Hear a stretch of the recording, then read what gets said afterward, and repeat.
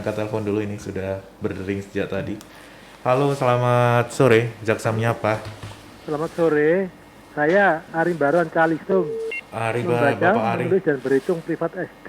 Ya, silakan Bapak, pertanyaannya Pertanyaan Bapak. saya pertama, selamat berdirinya apa desa Sadarkum yang di Karanganyar, katanya progresif atau apa itu? Itu yang Ya. jadi pertanyaan saya.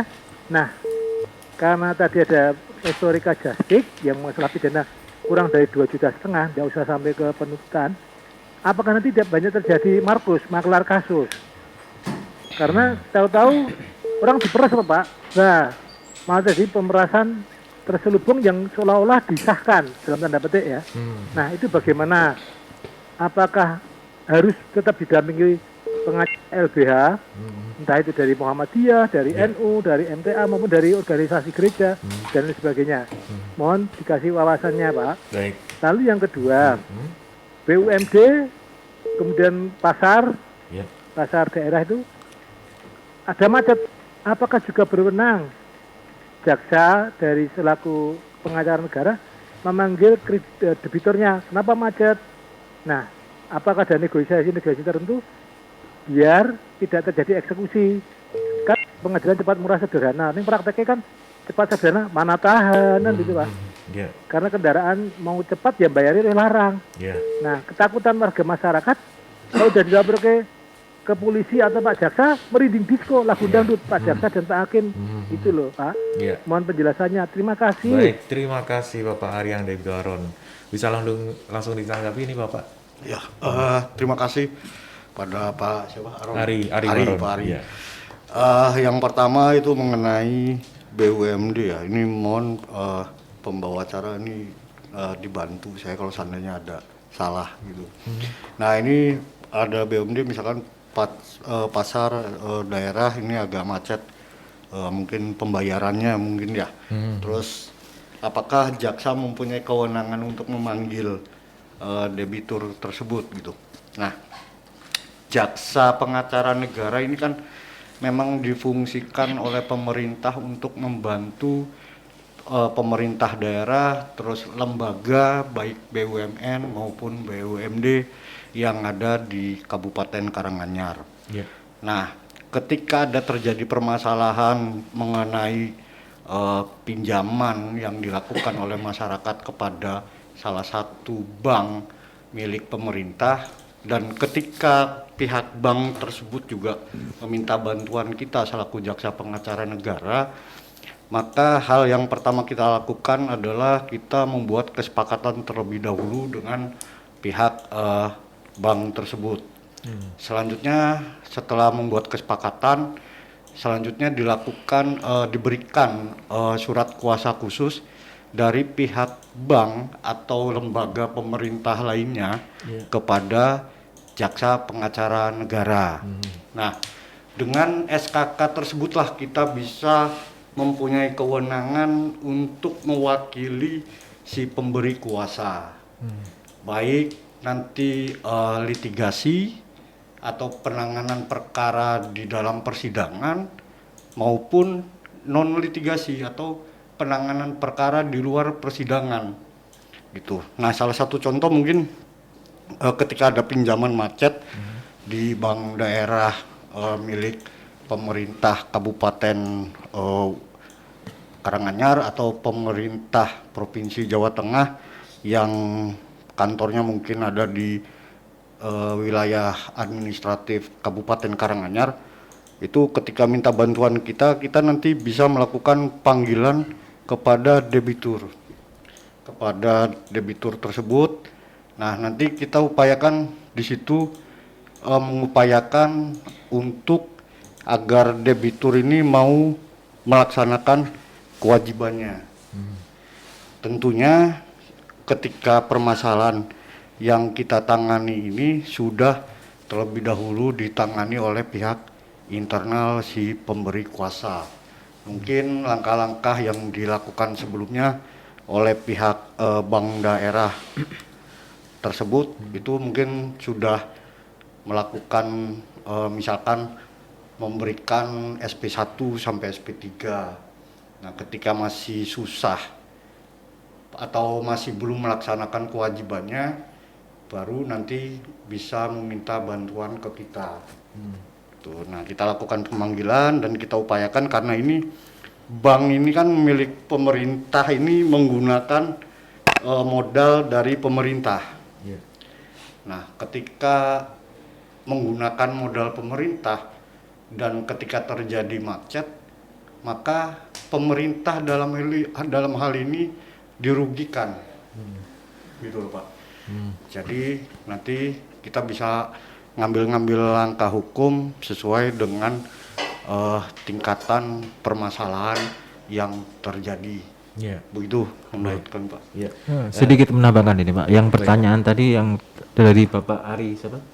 Ari Baron. Ari Waron tadi yang sekitar tentang yang restoratif justice yang 2,5 itu tidak bisa dinaikkan, itu saya rasa itu salah satu solusi yang tepat Pak untuk masyarakat. Jadi masyarakat ini diberikan kemudahan bagi dari kami selaku jaksa penuntut umum kalau ini perkara pidana itu sebagai upaya untuk memberikan kepastian hukum Pak yang tepat kepada masyarakat. Jadi masyarakat kalau semisal dia sudah merasa tidak ada yang perlu dipermasalahkan lagi, saya rasa itu tidak mungkin Pak adanya makelar di situ. Saya jawabnya seperti itu. Iya. Tambahannya Pak ya, kaitan dengan restoratif justice tentunya ini merupakan terobosan hukum Pak ya, dari pimpinan kita, di mana memang dilihat itu latar belakangnya bahwa memang keadilan itu harus tumbuh di masyarakat itu sendiri seperti itu. Mengenai makelar-makelar kasus saya yakinkan tidak akan terjadi, karena tentu untuk menerapkan restoratif justice itu ada berbagai syarat yang harus dipenuhi Pak.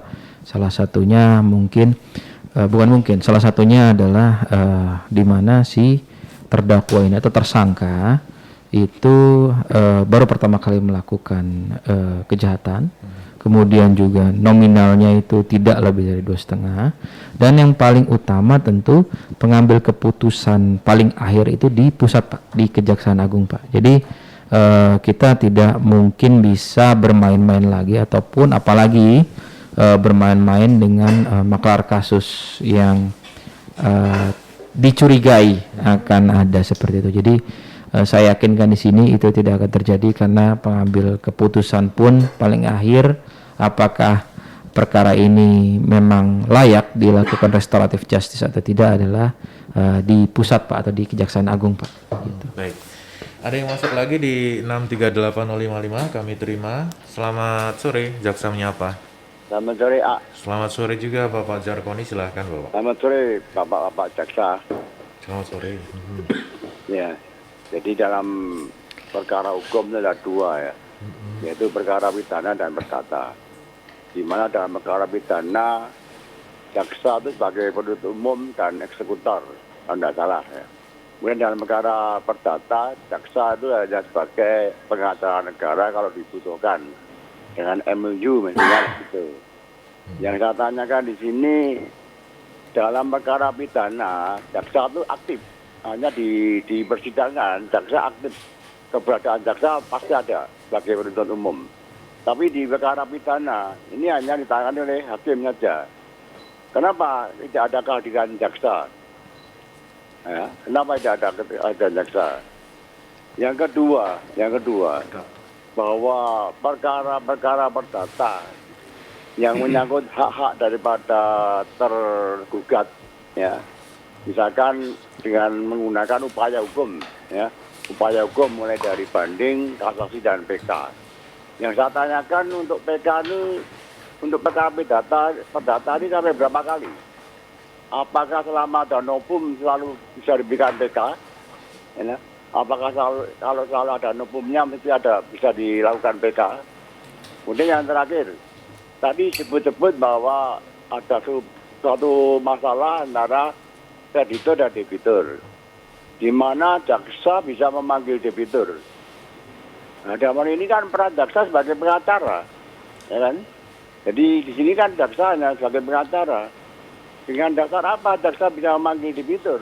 Ya, dengan kewenangannya sebagai pengacara, apakah jaksa punya kewenangan untuk memanggil debitur untuk menyelesaikan ini? Apakah tidak peradilan yang menyatakan ini.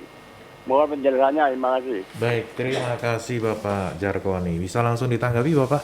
Ya, yang pertama mungkin untuk perdata, mungkin perdata kali ya, bukan pidana. Kenapa tidak ada jaksanya yang menangani di pengadilan?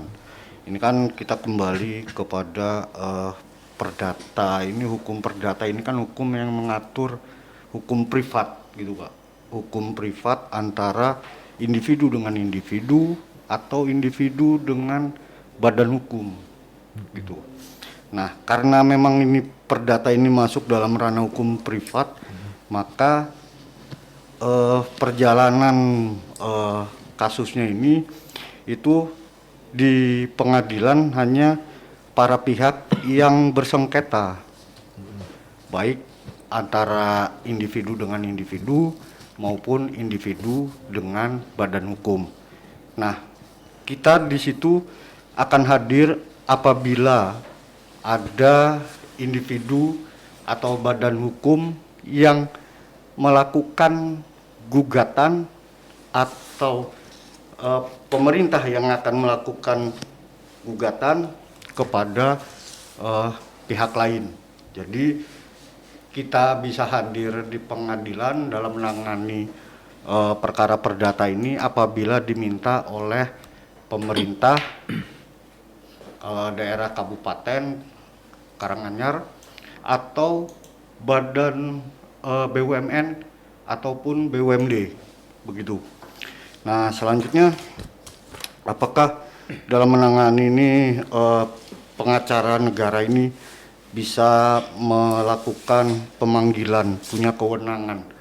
Tentu kita ada SOP yang sudah dibuat oleh lembaga kita bahwa dalam hal menangani ini kita punya kewenangan untuk memanggil, tapi tentunya redaksionalnya mungkin yang berbeda dengan bidang lainnya. Kalau bidang pitsus itu atau intelijen itu panggilan, tapi kalau bidang perdata dan tata usaha negara itu tertulis perihalnya undangan, gitu Pak. Jadi ada beda redaksional dan juga tentunya ini akan beda juga dalam cara penanganan perkaranya, karena ini kan non litigasi gitu kan, diupayakan diselesaikan di luar pengadilan, yaitu dengan cara musyawarah untuk mufakat, dicari win-win solution gitu.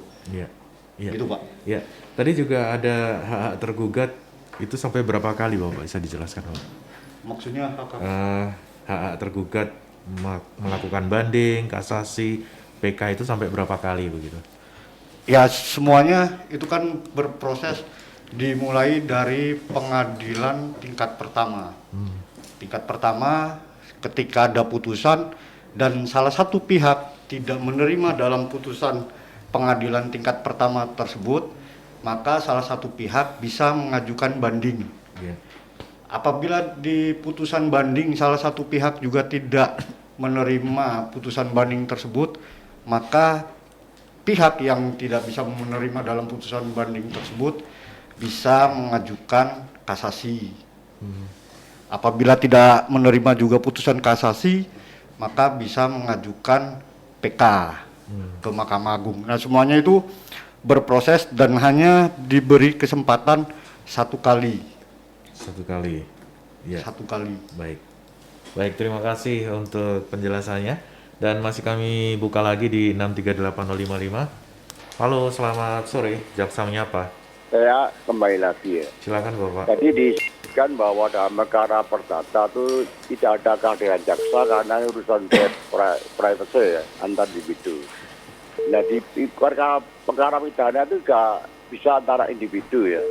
Misalkan orang mencemarkan nama baik kan antar individu kan. Ini bedanya apa? Bedanya apa? Jadi yang permasalahan urusan individu ini apakah hanya masalah harta kekayaan atau benda, atau kalau yang lain-lainnya pidana bukan. Kemudian tadi disebutkan bahwa jaksa sebagai pengacara negara dalam perkara perdata itu bisa mengundang pihak-pihak yang berkara, ya, bisa mengundang, tidak memanggil. Yang namanya mengundang kan bisa ya hadir, bisa tidak. Kalau tidak hadir sanksinya apa? Ya, sekali lagi ya. Jadi yang namanya undangan itu kan bisa hadir, bisa tidak. Sedangkan panggilan itu ada saksi hukumnya, ada ikatannya gitu. Nah, ini kalau diundang tidak datang itu sanksinya apa? Terima kasih. Baik, terima kasih Pak Jarkoni. Langsung bicara tanggal Ya. berapa Pak? Terima kasih Pak Jarkani ya. Ini kalau seandainya kita memanggil dan pihak yang dipanggil ini tidak datang, ini sanksinya apa? Memang karena ini proses penanganan di luar pengadilan, tentu sanksi pidana atau sanksi badan itu tidak ada gitu, tidak ada sanksi itu karena ini ranahnya ranah perdata. Iya. Akan tetapi nanti kita bisa memberikan masukan kepada pihak pemberi kuasa untuk mengambil langkah-langkah hukum selanjutnya, Iya. yaitu misalkan diselesaikan secara litigasi atau di dalam pengadilan. Karena kita sebagai pihak jaksa pengacara negara yang sudah diberikan kuasa kepada pemberi kuasa di dalam menyelesaikan permasalahan di luar pengadilan ini ternyata tidak ada titik temu. Maka upaya langkah selanjutnya yang kita lakukan adalah melalui pengadilan, melalui mungkin gugatan karena kita sudah berupaya memanggil dan para pihak yang kita panggil dan kita memanggil ini dalam itikat baik untuk menyelesaikan permasalahan yang ada namun tidak kooperatif. Nah, itu yang akan jadikan pertimbangan kita yang selanjutnya kita akan memberikan mungkin pendapat kepada klien untuk mengambil langkah-langkah hukum selanjutnya. Demikian. Baik. Baik, kami juga ingin menanyakan tadi tentang salah satu program unggulan ya, si ABG tadi kepada Bapak Antoni bisa menjelaskan. Baik, terima kasih Pak. Ya. Pertama-tama saya ingin menjelaskan apa kata arti si ABG yang sudah dijelaskan oleh Kasih Yesus tadi itu siap antar barang bukti gratis. Itu salah satu program unggulan dari kami khususnya seksi barang bukti dan barang rampasan PB3R Kejaksaan Negeri Karanganyar. Jadi memberikan solusi buat masyarakat terkait kasus yang sudah tindak pidana terkait barang bukti di mana kami mengantarkan langsung ke tempat tujuan, Pak. Tanpa perlu masyarakat datang ke kantor, kami siap mengantar sampai tempat tujuan. Di sini program ini sudah jalan selama 3 tahunan, Pak. Dari tahun 2020 pada saat itu. Saat ini kami masih terus melaksanakan program tersebut dan itu menjadi salah satu program unggulan dari seksi PB3R. Untuk memberikan kepastian terhadap barang bukti yang telah putusannya mempunyai kekuatan hukum tetap atau inkrah. Begitu garis besarnya, Pak. Iya, baik. Untuk Jas Tani, sahabat Tani sendiri, Bapak Gayus Kemang, kami persilakan Bapak. Terima kasih Pak. Ya. Di mana kita di sini ada program Jastani Pak. Iya. Di situ ini Jastani adalah merupakan jaksa sahabat petani. Iya. Di mana Kejaksaan Negeri Karanganyar telah menggandeng Dinas Pertanian Bapak untuk terjun ke desa-desa yang termasuk ada kelompok taninya. Iya.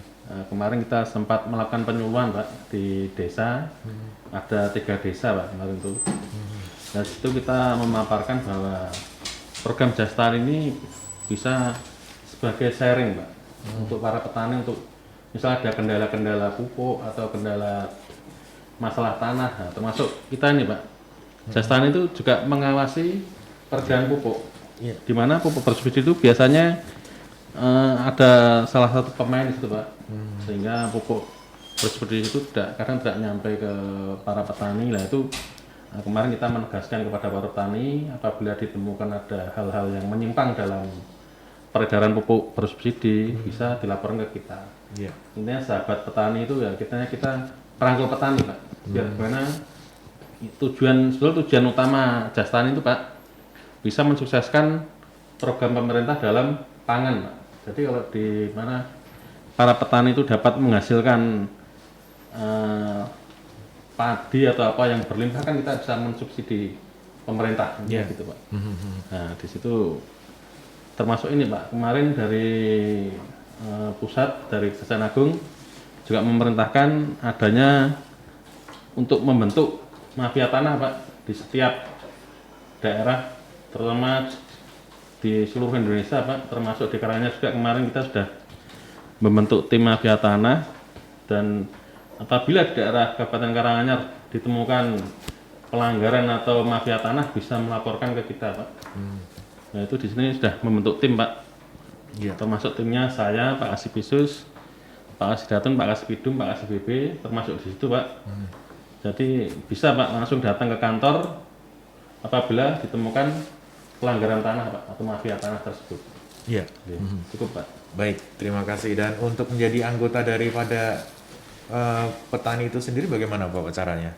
Kalau anggota itu kan biasanya di setiap kelompok ada Pak. Di desa-desa kan kelompok gapoktan apa kan jelas itu sudah terbentuk Pak. Makanya kita di situ masuk dalam program itu untuk melakukan sosialisasi Pak. Di mana kita menggandeng dinas pertanian. Baik. Oke. Ngomong-ngomong tentang sosialisasi tadi ya Bapak ya. Terus apakah juga sering diadakan sosialisasi ke instansi-instansi terkait tentang Datun, Pak? Ya, kita baik secara kelembagaan maupun secara individu, mungkin kita selalu mendengungkan bahwa ini pemerintah ini mempunyai satu lembaga yang telah dibentuk untuk dapat memberikan bantuan hukum gitu untuk pemerintah daerah, BUMN maupun BUMD, dan serta juga masyarakat di dalamnya bisa, yaitu ada kewenangan kita untuk memberikan pelayanan hukum kepada masyarakat.